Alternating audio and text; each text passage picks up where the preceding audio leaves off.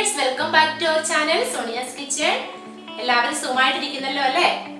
ഈ ലോക്ക്ഡൗൺ കാലം ആയതുകൊണ്ട് തന്നെ നമ്മൾ പലരും വീട്ടിലിരിക്കുമ്പോൾ ഇങ്ങനെ ചിന്തിക്കാറുണ്ട് ഇന്ന് എന്ത് ഉണ്ടാക്കും എന്നല്ലേ. അപ്പോൾ ഞാൻ കഴിഞ്ഞ ദിവസം ഒരു അച്ചപ്പത്തിന്റെ റെസിപ്പി പോസ്റ്റ് ചെയ്തിരുന്നു. അതിന് ഞാൻ ഞങ്ങളുടെ തൊട്ടയൽപക്കത്തെ അമ്മച്ചിയെ പരിചയപ്പെടുത്തിയായിരുന്നു. അപ്പോൾ നിങ്ങൾക്ക് എല്ലാവർക്കും അത് ഇഷ്ടമായിട്ടുണ്ടാകുമെന്ന് വിശ്വസിക്കുന്നു. അപ്പം ഇന്നും എൻ്റെ കൂടെ അമ്മയും കൂടി ഉണ്ട് കൂട്ടത്തില്. അപ്പം ഇന്ന് എന്താണ് ഞങ്ങൾ ഉണ്ടാക്കുന്നത് എന്നുള്ളത് അമ്മ തന്നെ പറയും. അമ്മേ, നമ്മൾ എന്താണ് ഉണ്ടാക്കാനായിട്ട് പോകുന്നത്? വണക്കം. വെന്തേത്തിയൽ ചെയ്യും. അപ്പൊ നിങ്ങൾക്ക് ആർക്കും മനസ്സിലായിട്ടുണ്ടല്ലോ എന്നറിയാം.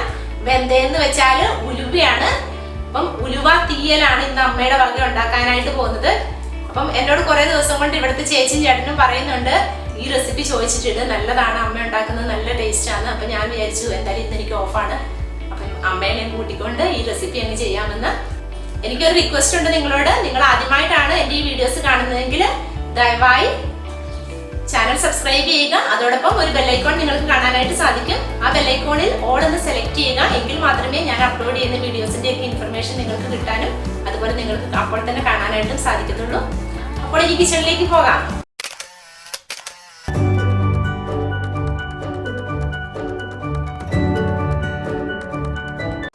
അമ്മ, നമുക്ക് കറി ഉണ്ടാക്കാനായിട്ട് തുടങ്ങാം അല്ലേ? അപ്പൊ ഞങ്ങള് ഉലുവ തീയൽ വെക്കാനായിട്ട് തുടങ്ങുകയാണ്. അപ്പോൾ ഉലുവ തീയൽ എന്ന് പറയുമ്പോഴത്തേക്കും നിങ്ങൾ വിചാരിക്കും ഒരുപാട് ഉലുവ വേണമായിരിക്കും. അതൊന്നും ഇല്ല, കുറച്ച് ഉലുവയുടെ ആവശ്യമുള്ളൂ. 2 ടേബിൾ സ്പൂൺ അളവിലുള്ള ഉലുവയാണ് എടുത്തിരിക്കുന്നത്.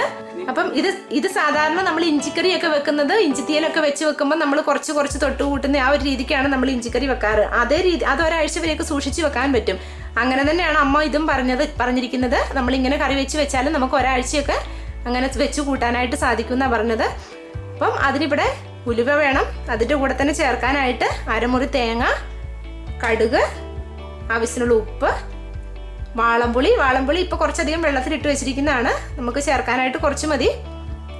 2 തണ്ട് കറിവേപ്പില, 5 വറ്റൽമുളക്, 1 സ്പൂൺ ജീരകം, പിന്നെ മസാലകളായിട്ട് മല്ലിപ്പൊടി, മുളക് പൊടി, മഞ്ഞൾപ്പൊടി. അപ്പോൾ ഇതിൻ്റെ ഈ കറിയിൽ നമ്മൾ കൂടുതലായിട്ട് ചേർക്കുന്നത് മല്ലിപ്പൊടിയാണ്. മല്ലിപ്പൊടി ഇപ്പോൾ അമ്മ ഇവിടെ 4 ടീസ്പൂൺ എടുത്തിട്ടുണ്ട്.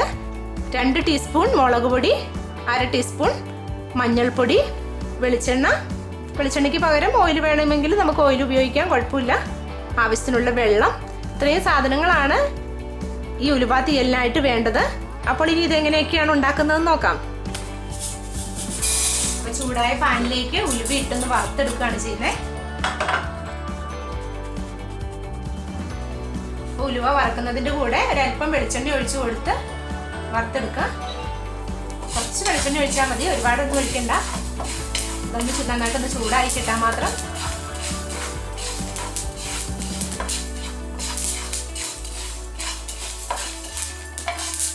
പെട്ടെന്ന് തന്നെ ഉലുവ ചൂടായി കിട്ടും. അപ്പോൾ ഞാൻ ഇൻഗ്രീഡിയൻസ് ഒക്കെ പറഞ്ഞു കൊടുത്തില്ല, ഒരു സാധനം വിട്ടുപോയിരുന്നു.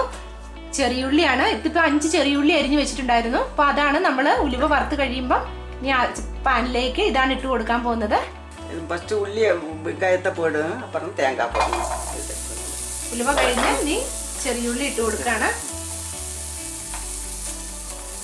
ഉള്ളിയും കൂടി നന്നായിട്ടൊന്ന് ചൂടാക്കി എടുക്കണം.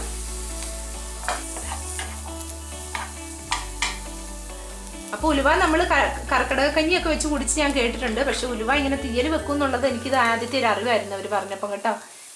നമ്മൾ സാധാരണ കർക്കിടകത്തിൽ ഇങ്ങനെ വീട്ടിലൊക്കെ ഉലുവാക്കഞ്ഞി ഉണ്ടാക്കി തരുന്ന ശീലം ഉണ്ടായിരുന്നു. അപ്പം ഇനി ഇതിലേക്ക് തേങ്ങയാണ് ഇട്ട് കൊടുക്കുന്നത്. ഉള്ളി ചെറുതായിട്ടൊന്ന് ബ്രൗൺ കളർ, ചെറിയൊരു കളർ ചേഞ്ച് വന്നപ്പോഴത്തേക്കും അതിലേക്ക് തേങ്ങ ചേർത്ത് കൊടുത്തിട്ടുണ്ട്.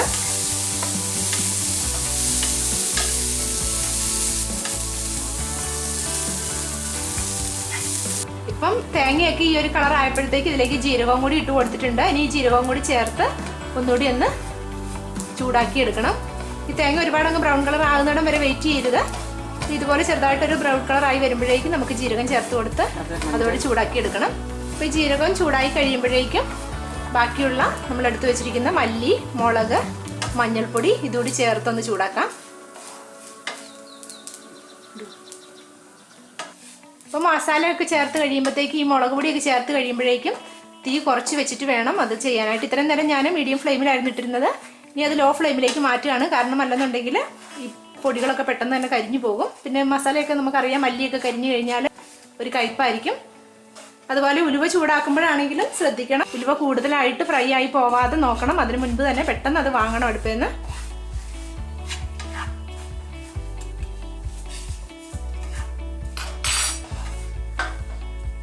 ഉലുവ നമ്മൾ ഈ ഒരു പാകത്തിലാണ് നമ്മൾ വറുത്ത് കോരി ആറാനായിട്ട് വെച്ചിരിക്കുകയാണിത്.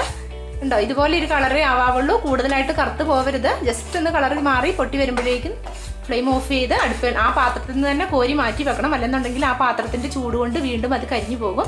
അപ്പോൾ ഈ ഉലുവ വറുത്തത് ഒന്ന് തണുത്തിട്ടുണ്ട്. ഇനി ഇത് മിക്സിയുടെ ജാറിലേക്ക് ഇട്ടിട്ട് ഒന്ന് പൊടിച്ചെടുക്കാം. നന്നായിട്ട് തന്നെ പൊടിച്ചെടുക്കണം. ഇത് നമ്മളിപ്പോൾ ഉലുവ പൊടിച്ചെടുത്തോണ്ട് വന്നതാണ്. ഇത് കണ്ടോ, ഇതുപോലെ നല്ല നൈസായിട്ട് വേണം പൊടിച്ചെടുക്കാനായിട്ട്. ഒട്ടും തരി കാണാൻ പാടില്ല ഇതിൽ. അതുപോലെ നന്നായിട്ട് പൊടിച്ചെടുക്കുക. ഇനി ബാക്കിയുള്ള വറുത്തെടുത്ത തേങ്ങയും അതെല്ലാം കൂടി ഒന്ന് അരച്ചെടുക്കാം. ഈ ചെറിയുള്ളിയും തേങ്ങയൊക്കെ കൂടി അരച്ചെടുക്കുമ്പം ഇതുപോലെ കുറച്ച് വെള്ളം ഒഴിച്ചിട്ട് വേണം അരയ്ക്കാനായിട്ട്. അല്ലെന്നുണ്ടെങ്കിൽ അത് നന്നായിട്ട് അരിഞ്ഞ് കിട്ടത്തില്ല. അപ്പം ഇതുപോലെ ഇതും കൂടി ഒന്ന് അരച്ചെടുത്തോണ്ട് വരാം. അപ്പം തേങ്ങയും ചെറിയുള്ളി മസാലകളെല്ലാം കൂടി നമ്മൾ ഫ്രൈ ചെയ്തെടുത്ത ആ സാധനങ്ങളെല്ലാം കൂടി അരച്ചെടുത്താണിത്. ഇതിലേക്ക് ഇപ്പം 1 ഗ്ലാസ് വെള്ളവും കൂടി ഒഴിച്ചാണ് അരച്ചെടുത്തത്. ഇനി ഇതിലേക്ക് ബാക്കിയുള്ള സാധനങ്ങളും കൂടി ചേർത്ത് കൊടുക്കാം. നമ്മൾ ഉലുവ വറുത്ത് പൊടിച്ചെടുത്താണ്. അപ്പോൾ ഈ തേങ്ങയൊക്കെ വറുത്തെടുത്ത് അരച്ചതിൻ്റെ കൂട്ടത്തിൽ തന്നെ ഉലുവയും കൂടി ചേർത്തിട്ടുണ്ട്. ഉലുവയും നമ്മൾ വറുത്ത് പൊടിച്ചാണ്. അതിലേക്ക് ഇനി ചേർക്കുന്നത് പുളിവെള്ളമാണ്. ഇതിപ്പോൾ വാളംപുളി അത്രയും ഞാൻ വെള്ളത്തിലിട്ടത് കാണിച്ചായിരുന്നു. അത് പിഴിഞ്ഞ് എടുത്ത ഈ പുളിയും കൂടി പുളിനീര് കൂടി ഇതിലേക്ക് ചേർക്കാം. ഇനി ഇതെല്ലാം കൂടി നന്നായിട്ടൊന്ന് മിക്സ് ചെയ്തെടുക്കാം.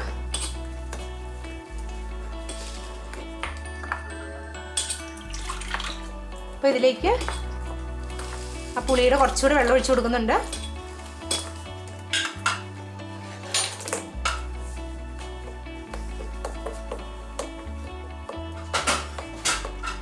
ഇനി ഇതിലേക്ക് തന്നെ ഉപ്പും കൂടി ചേർത്ത് കൊടുക്കാം. അപ്പോൾ ഇതിലേക്ക് 1.5 സ്പൂൺ ഉപ്പും കൂടി ചേർത്ത് അതുകൂടി ഒന്ന് മിക്സ് ചെയ്തെടുക്കാം.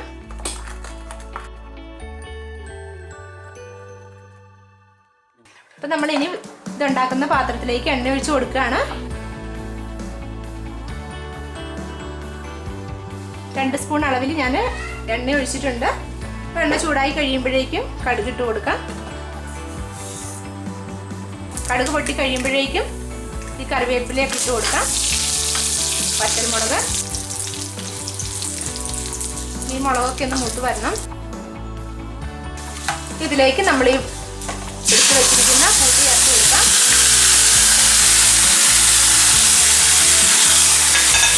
അപ്പം നമ്മൾ ഈ എടുത്ത് വെച്ചിരിക്കുന്ന കൂട്ടി ഇതിലേക്ക് ചേർത്ത് കൊടുക്കുകയാണ്. ഇതൊക്കെ നന്നായിട്ടൊന്ന് തിളച്ച് ഒരല്പം ഒന്ന് വറ്റി വരണം, ഒരുപാട് വറ്റിക്കണ്ട. അപ്പോഴേക്കും ആ പുളിയുടെ ഉപ്പിൻ്റെ എല്ലാം കറക്റ്റായിട്ട് ആ ഇതൊക്കെ ഒന്ന് ഇറങ്ങിക്കോളും കറിയിലേക്ക്. അപ്പോൾ കറി ഈ ഒരു പാകത്തിലായാൽ മതി. ഇത്രയും ആകുമ്പോഴത്തേക്കും നമുക്ക് ഫ്ലെയിം ഓഫ് ചെയ്യാം. കാരണം ഇത് ആറി കഴിയുമ്പോൾ കുറച്ചുകൂടി ഒന്ന് കുറുകി വരും. അപ്പം ഞാൻ ഫ്ലെയിം ഓഫ് ചെയ്തു. ഇനി ഇത് സെർവിങ് പ്ലേറ്റിലേക്ക് മാറ്റുകയാണ്.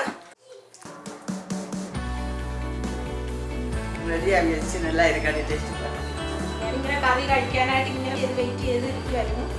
എല്ലാം ഞാൻ കഴിച്ച് നോക്കട്ടെ. ഇച്ചിരി നാർട്ടാട്ടോ.